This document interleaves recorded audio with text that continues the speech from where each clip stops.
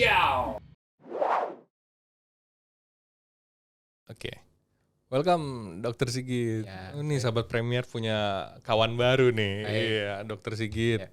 Boleh diceritain sedikit, Dok? Maksudnya seputar profesi dokter, karena dokter ini kan spesialis ortopedi, tapi Baik. ada K-nya tuh, Baik. konsultan onkologi. Itu gimana itu, Dok? Baik.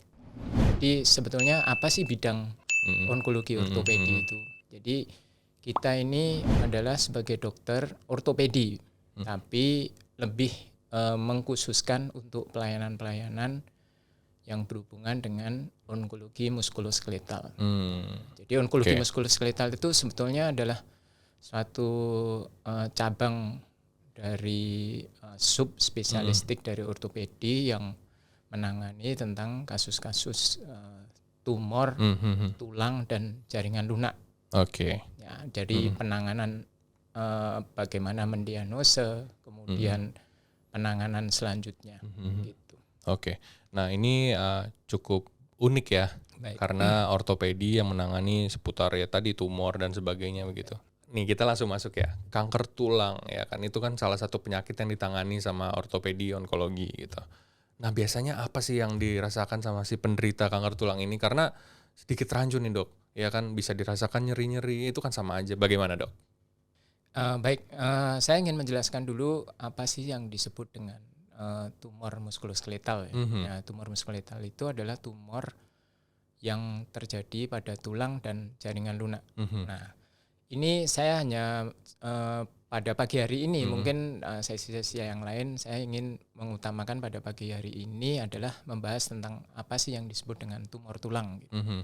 Jadi tumor tulang itu pada dasarnya ada dua bagian.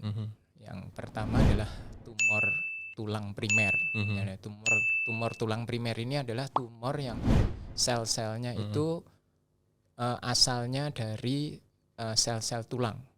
Yang tidak bisa terkontrol. Kemudian yang kedua adalah tumor tulang sekunder. Nah, tumor tulang sekunder ini tumor yang ada di tulang, yang sebetulnya induknya itu bukan dari tulang, tapi induknya dari organ lain. Nah, ini misalnya salah satu contohnya adalah tumor ganas pada payudara, atau tumor ganas pada kelenjar gondok. Nah, itu kalau ganas dia mempunyai kemampuan untuk menyebar. Nah, sel-sel penyebarannya itu paling sering itu nempelnya gitu ya, nempelnya itu di tulang, salah satu organ ya. Nah, itu yang disebut dengan tumor sekunder. Ya, mungkin ibaratnya kalau kita ini seperti pada tumor tulang sekunder ya, kita seperti menanam. Jadi benih yang asalnya bukan dari tulang, kemudian ikut aliran darah sehingga menempel di tulang. Nah, itu tergantung juga kondisi tulangnya, apakah dia seperti kunci dan gembok gitu. Nah, jadi seperti ada hubungan antara misalnya kalau kita membuka suatu pintu untuk bisa masuk ke dalam kamar, nah itu seperti kunci dan gembok. Jadi sel anak sebar itu masuk ke dalam tulang. Kemudian kalau memang tidak ada seperti tadi sel kunci dan gemboknya juga tidak akan bisa berkembang. Jadi bidang ruang lingkupnya untuk tumor tulang itu adalah seperti itu. Kemudian juga kita juga menangani untuk kasus-kasus yang berhubungan dengan jaringan lunak. Jaringan lunak itu misalnya tumor ganas dari otot, ya misalnya contohnya rhabdomyosarkom, kemudian dari jaringan lunak di sendi ya seperti synoviosarkom dan lain-lain. Itu ruang lingkupnya, ruang lingkupnya. Itu dari profesi dokter gitu ya. Baik. Ya, jadi ini saya ingin menyampaikan ruang lingkupnya dari onkologi ortopedi. Nah, yang menjadi tantangan buat kita ini adalah menemukan pasien yang datang ke rumah sakit itu masih dalam stadium dini.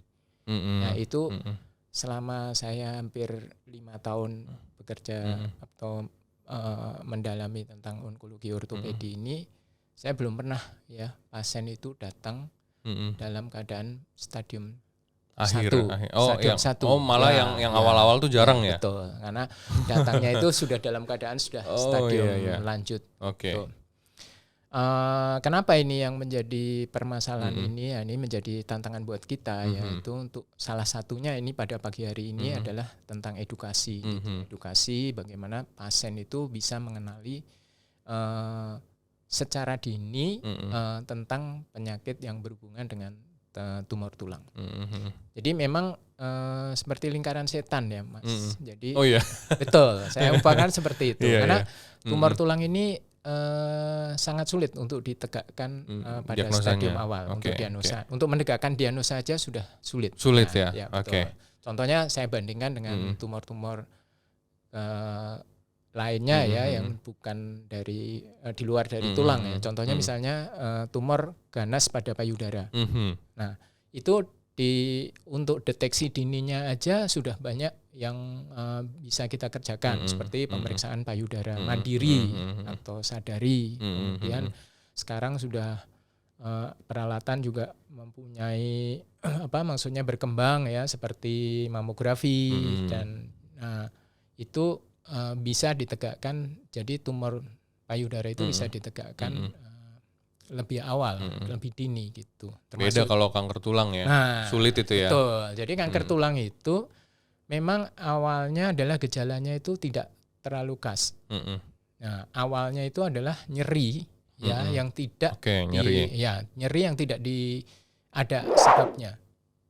Tiba-tiba tuh. Ya, tiba-tiba nyeri. Nah, di kebiasaan kita nyeri yang bukan karena ada pencetusnya ya seperti jatuh atau kepukul atau apa, itu kan kita masih percaya ini pada alternatif. Iya, gitu. betul.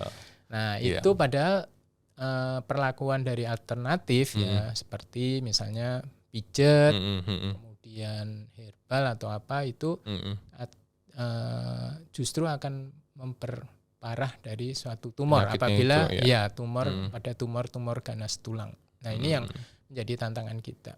Iya. Jadi banyak sih pasien datang dengan sudah dalam keadaan stadium lanjut. Nah, karena kalau sudah ada stadium lanjut itu akan menentukan kedepannya ya atau prognosenya atau itu akan lebih survival rate-nya atau daya tahan lebih rendah lah ya. Itu lebih rendah. Gitu. Itu sorry Dok. Aku sedikit tertarik nih terkait dengan penanganannya. Ya, baik. Harus operasi itu? Jadi begini, prinsipnya tumor ganas pada tulang itu atau yang disebut dengan sarkoma itu memang prinsipnya adalah penata laksanaannya adalah pembedahan. Pembedahan. Tetapi sebelum pembedahan itu kita tidak semata-mata langsung pembedahan. Tadi sebelumnya sudah saya sampaikan bahwa untuk menegakkan suatu penyakit tumor tulang itu cukup sulit dan kita tidak bisa berdiri sendiri. Nah, ini ciri khasnya dari onkologi ortopedi adalah seperti ini. Karena sebagai seorang surgeon itu tidak bisa berdiri sendiri untuk menegakkan suatu penyakit onkologi ortopedi. Jadi harus tim. Kita harus mempunyai suatu tim yang disebut dengan Clinical Pathology Conference. Jadi nanti kita duduk sebagai surgeon, ada dokter radiologinya, ada dokter patologi anatominya, kemudian ada dokter pediatrik atau dokter spesialis anak hematologi atau mungkin juga penyakit dalam hematologi. Nah, itu kita duduk bersama untuk menentukan atau menegakkan diagnosa tepatnya untuk tumor ganas tulang itu. Berarti juga termasuk multidisiplin ya Dok ya? Nggak bisa sendiri doang. Berarti memang sangat penting kolaborasi untuk menegakkan ini. Oke. Nah, sebenarnya masih banyak Dok yang akan kita tanyakan. Baik. Cuman ini perkenalan singkat lah dari Dokter Sigit ya. Dok, praktek setiap hari? Saya praktek Selasa Kamis. Dari jam 17, jam 5 sore sampai jam 19. Nah, ini untuk yang suka malam-malam nih. Ini Dokter Sigit nih. Baik. Gitu Dok. Nanti banyak kesempatan lain ya. Baik. Ini kan perkenalan singkat mengenai ortopedi onkologi, penyakit kanker tulang gitu kan. Banyak banget nih yang harus dikulik lagi lebih lanjut sama Dokter Sigit. Sampai ketemu lagi di kesempatan berikutnya. Ciao. Terima kasih.